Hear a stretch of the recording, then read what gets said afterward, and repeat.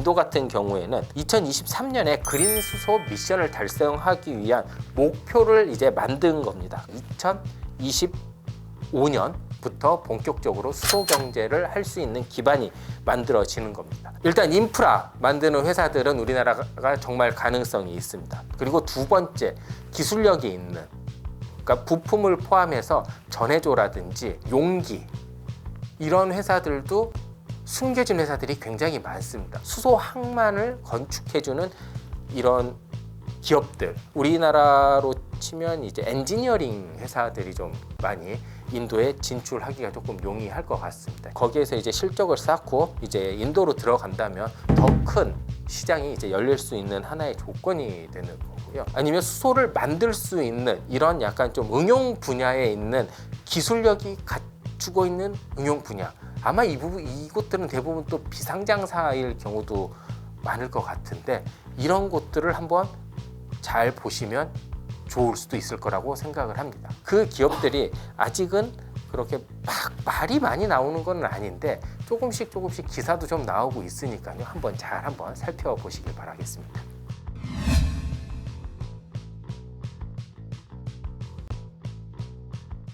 특별한 경제 강의 머니 특강. 안녕하세요, 주식 초등학교 여러분.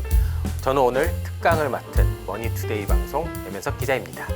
인도 같은 경우에는 몇 가지 단계가 있어요. 에너지 정책을 글로벌하게 할 때 대부분 정부 차원에서 정책이 확실하게 수립이 돼야 됩니다.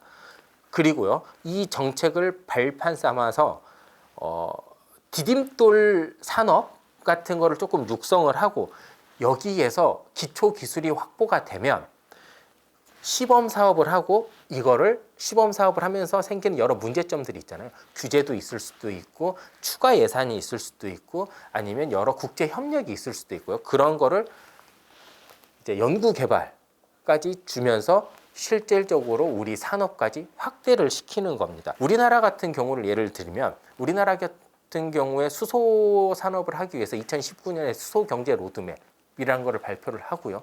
그다음에 수소법이라는 거를 마련을 합니다. 이게 정책과 이런 정책을 뒷받침하는 법안을 근거를 이제 마련을 하는 거죠. 그리고 나서 여러 가지 시범 사업들, 왜냐하면 우리나라 같은 경우에는 이미 뭐 수전의 기술도 있고 여러 기술들이 있기 때문에 그 기반 사업, 그러니까 디딤돌 사업 같은 거는 넘어서고, 그 다음에 바로 이제 시범 사업으로 하고 있는데, 그게 제주도라든지 평택, 울산 이쪽에서 이제 다각도로 여러 종류의 사업이 진행이 되고 있고, 여기에서 발생된 여러 문제점이라든지 불필요한 규제, 아니면 뭐 지능체 같은 것도 지금 계속 조금씩 나오고 있습니다. 자, 그러면 인도 같은 경우에는 아직까지 정확하게 아까 승인만 했다고 했었잖아요. 2023년에 그린 수소 미션을 달성하기 위한 목표를 이제 만든 겁니다. 그러면 이거를 구체화할 수 있는 로드맵을 만들어야 되겠죠. 올해 하반기나 내년 상반기 정도에 나올 걸로 지금 현재 예상이 돼가고 있습니다. 그러면 인도 같은 경우에는 2025년부터 본격적으로 수소 경제를 할 수 있는 기반이 만들어지는 겁니다. 그렇다면 인도 같은 경우는 이런 디딤돌 산업을 뭘로 보고 있을까요? 우리가 수소를 하면 대부분 어떤 거랑 연관을 많이 시키냐면, 우리 수소하면 바로 연관되는 물질이 하나 있는데, 이게 바로 암모니아입니다. 수소를 그대로 가져오면 좋겠지만, 수소라는 게 굉장히 까다롭고 예민한 애여가지고 이거 하나만 하면 가지고 오기 되게 힘들어요. 액화시키기도 힘들고. 근데 얘를 질소랑 묶잖아요. 그러면 암모니아가 돼서, 암모니아는 우리가 과거부터 엄청 거래도 많이 했던 이런 옮기기 쉬운 물질이 됩니다. 그렇기 때문에 이런 암모니아 형태로 많이 지금 운반을 하려고 하는데, 이 암모니아가 뭐에 쓰이냐면 바로 비료에 쓰입니다. 우리가 비료하면 어떤 느낌이 드냐면, 어찌됐건 약간 좀 깨끗하지는 않다, 이런 느낌이 있잖아요. 이것도 그린 비료, 그러니까 이산화탄소가 안 나오게 만든 이 비료를 사용을 해서 이제 하겠다라고 했는데요. 이건 이미 입찰 공고가 났습니다, 인도에서. 그리고 이 그린 비료 플랜트를 현재 건설을 하고 있고요. 내년부터 아마 본격적으로 생산이 될 것 같은데요. 이렇게 그린 비료 사업을 통해서 일단 그린 수소를 갖추기 위한 디딤돌 산업을 만들고, 그리고 여러 R&D를 해서 2030년까지 아까 말했던 이런 목표 달성을 위해서 인도 정부는 나아갈 것 같습니다. 아까 보면 인도 같은 경우에 우리나라가 일단 빨리 진출하기 위해서는 기술 협력, 조금 필요하잖아요. 그리고 인도 같은 경우에는 우리 기업 그러니까 예전 두산중공업 같은 기업들이 많이 나가서 화력발전소를 굉장히 많이 지어줬어요. 그런 플랜트 산업. 그리고 수소 같은 신산업을 하려면 당연히 인프라가 많이 필요합니다. 인프라라고 하면 뭐 파이프도 있을 수 있고요. 항만도 있을 수 있습니다. 그러면 이렇게 하나 정도씩 일단 한번 짚어드리겠습니다. 첫 번째는 항만 같은 인프라입니다.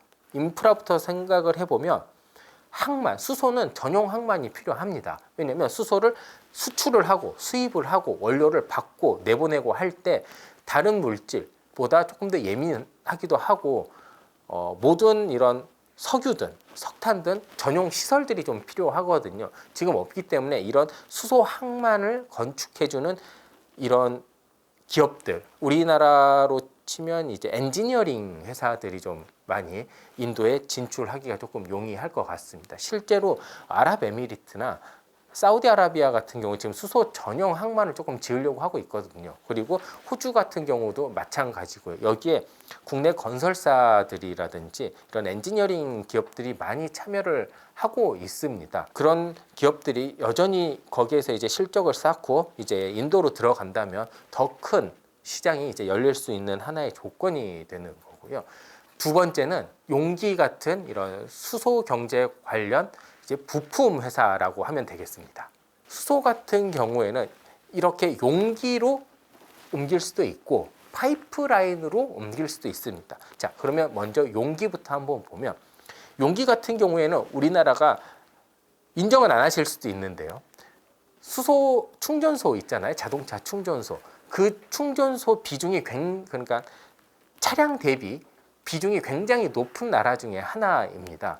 그렇기 때문에 당연히 이렇게 여러 가지 왔다 갔다 하는 수소 용기들도 많이 필요하겠죠. 그렇기 때문에 국내 중소기업들 같은 경우도 이런 수소 용기 제작 기술이 굉장히 좋습니다. 예를 들면 보통 항만 같은 경우에 전용 항만을 만든다고 해도 이미 원유라든지 이런 것들이 왔다 갔다 하는 항만 근처에 만들게 돼 있습니다. 왜냐하면 저반 시설도 따로 만들 필요도 없기 때문에 보통 그렇게 많이 하면 원유 같은 것도 우리가 차로 많이 실잖아요. 그러면 거기에는 일단 도로 인프라가 있다라는 조건이 좀 있을 수 있어요. 그렇기 때문에 아마 수소 같은 경우에도 그런 도로 인프라가 있는 곳이면 이런 용기 사업하는 분들도 하나의 또 새로운 시장이 될 수도 있고요. 그 다음에 기본적으로 수소 경제는 파이프 경제라고 보시면 됩니다. 우리가 LNG 사업을 할 때 만약에 미국에서 우리 셰일가스 붐 불어서 우리 이런 얘네들이 LNG 파이프라인 많이 깐다라고 하면 우리나라 뭐 관광업체라든지 주가에 조금 영향을 받잖아요.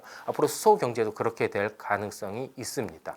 기본적으로 수소라든지 천연가스라든지 이거는 기체, 액체 상태로 많이 왔다 갔다 하는 거기 때문에 당연히 파이프라인으로 통해서 가는 게 굉장히 효율적입니다. 안정성이 담보가 된다면요. 그렇기 때문에 아마 파이프라인 이런 관광업체들도 조금 전망이 좋을 것 같고요. 세 번째는 전해조 같은 이런 응용 기술을 하는 기술력이 있는 회사입니다. 물론 전해조 기업도 있고 또 하나 연료전지, 그러니까 수소를 이용해서 뭔가를 할 수 있는 그런 전기를 만든다든지 아니면 수소를 만들 수 있는 이런 약간 좀 응용 분야에 있는 기술력이 갖추고 있는 응용 분야, 아마 이곳들은 대부분 또 비상장사일 경우도 많을 것 같은데 이런 곳들을 한번 잘 보시면 좋을 수도 있을 거라고 생각을 합니다. 네 번째는 매니지먼트 회사인데요.